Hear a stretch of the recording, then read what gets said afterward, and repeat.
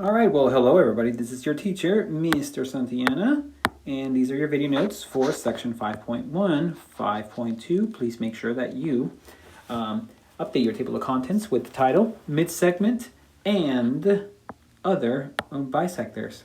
Let's start off with the concept here. There are two things that you're going to be learning. Number one, we want to understand the difference between an angle bisector.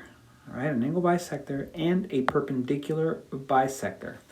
There are some unique differences, and those will be studied. The second concept here is, well, the relationships formed by all of these bisectors. Because we have a angle bisector, perpendicular bisector that we need to study, and then a different type of bisector called the midsegment bisector. So let's get into it. All right, let's start with a little bit of vocabulary. So there's a definition for a midsegment. Please make sure that you write that. What exactly is it? A midsegment of a triangle connects the midpoints. Connects the midpoints of two sides of the triangle. So that's what a midsegment is. Equidistant. What does that mean? When a point has the same distance, that's the definition right there, from two other points. So something that is equidistant has the same distance. All right. And then you have this definition, which is really a phrase or a sentence. Distance from a point to a line. This is really interesting. Let's go over this slowly. It's the length of a perpendicular segment. So perpendicular segment is what I need to highlight for you. From a point to a line such that the distance is the shortest possible distance. Shortest possible distance. This is a math fact. Whenever you are being asked for the distance between a point and a line, you are always going to be referring to the shortest distance, number one, which will always be a perpendicular segment. Where will this come up? You'll see in today's theorems when this comes up. So we'll recall back this fact. But remember, it's always the shortest distance. Okay, let's dive into the theorems. The first one, it's an important one. It's called the triangle midsegment theorem, 5.1. What is it saying? It's saying that D is a midpoint. E is a midpoint. All right? Then what happens? Well, two things happen. First of all, this happens. That means that we have some parallel lines. Okay, so that's one. And then you have a distance that is half the distance of another one. Say what? Okay, let's talk about it. All right, so two things are happening. One conclusion, and there are two conclusions. Let's go to the diagram. Let's say you have a triangle, ABC, and we have a midpoint on one side of CA. So this right here is the midpoint of AC. That means that this is congruent to that. On the other side, BC, you have another midpoint right there. We're going to call this E. But if it's a midpoint, that means that this is equal or congruent to that. All right, according to the midsegment definition, I'm going to connect those two points. So it's a line. All right.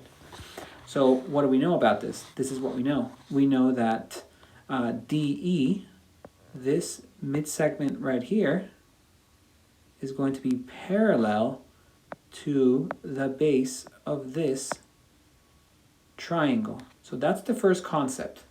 All right. And two, we also know that this distance right here, DE, is going to be, I'm going to label it, there's DE, is going to be half the distance of AB. And this is the distance AB. If you're wondering what the midsegment is, this is the midsegment right here. So I'm going to label that. There we go. That's going to be what we are calling the midsegment. So it's a line that's going to bisect two sides of the triangle. And it's got two properties. One, it's parallel to the base. And two, it's half the distance of the base. All right, triangle midsegment theorem. Let's keep moving on. Theorem 5.2. This is a perpendicular bisector theorem. So if a point is on the perpendicular bisector of the segment, then that point is equidistant from the endpoints of the segment. So here we have point A, point B, we have a segment, and we have a line going down the middle that is bisecting AB. So if it's bisecting AB, that means that this is congruent to that, and this is a midpoint. All right, but they're saying if there's a point on this actual perpendicular, oh, excuse me, there's one more piece. If it's a perpendicular bisector, we know that this is 90 degrees. Almost forgot.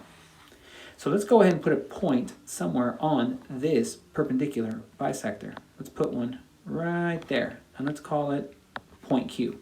Okay, as the theorem says, point Q is on the perpendicular bisector. What does that mean? It means that it's going to be equidistant from the endpoints, meaning that this distance right here is going to be equal to this distance right here. That's what it means, which means that you have an isosceles triangle. Okay, let's move on.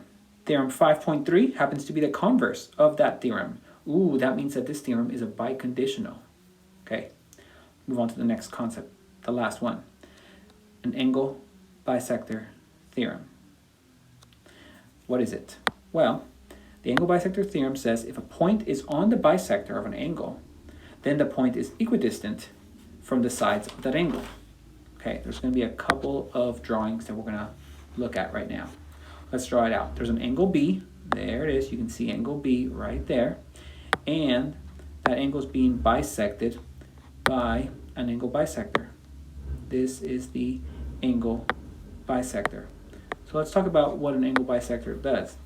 It takes an angle and splits it into two angles. There we go. So both of those angles are congruent. Now it says a point is on the bisector of an angle. So I'm going to put a point here. Let's call it point Q. That point is equidistant from the sides of the angle. Well, the sides of the angle would be, that's one side, right? And this is the other. All right, so that means that I can find the distance. Ooh, let me go back. Didn't mean to do that. That means that I can find the distance from Q to the side like this, such that it makes a right angle with the side. And there's another one here, such that it makes a right angle with the side, and this side will be congruent to that. Now, there is another way or another perspective to this exact problem, the angle bisector theorem. So what I'm going to do is I'm going to copy this exact same angle, and I'm going to redraw it. So I'm going to copy it, I'm going to paste it, here we go, and line it up right there, perfect. And what I'm going to do is I'm going to take away these sides. All right, so I have the exact same angle, I have the exact same angle bisector, I have the exact same point Q, and now watch what I'm going to do. I'm going to put some points somewhere else. I'm going to choose the color green so that we can differentiate it. And I'm going to put a point over here, and I'm going to put a point over there. What if I was to connect a point, that point to Q this way, and this point to point Q like that, in a way that this is equal to that? Doesn't that also fit the definition of, or the description of this angle bisector? This angle here and this angle there, it does not have to be a right angle. Why is it that we make it a right angle here and a right angle there? Well, there's a reason for that. Recall the definition that I shared with you earlier. The definition of the distance of a point to a line. Remember what we were talking about? We were saying that the distance from a point, as in this point right here, to a line, as in this line right here. If you're talking about the distance from a point to a line, you're always going to be referring to the distance such that it is the shortest. Oop, let me go back. Didn't mean to do that. Meaning this distance is shorter than this distance. Okay? That's why we always go with the longer, with the shorter distance, and that's why this is the official diagram for the angle bisector, and this is not. All right, so I just want to point that out. Oop. So there we go. This is not good, and this is good. All right. All right, one last thing. Theorem 5.5 is the converse of theorem 5.4. That means that the angle bisector theorem is a biconditional. Okay, that's it. Bye-bye, everybody.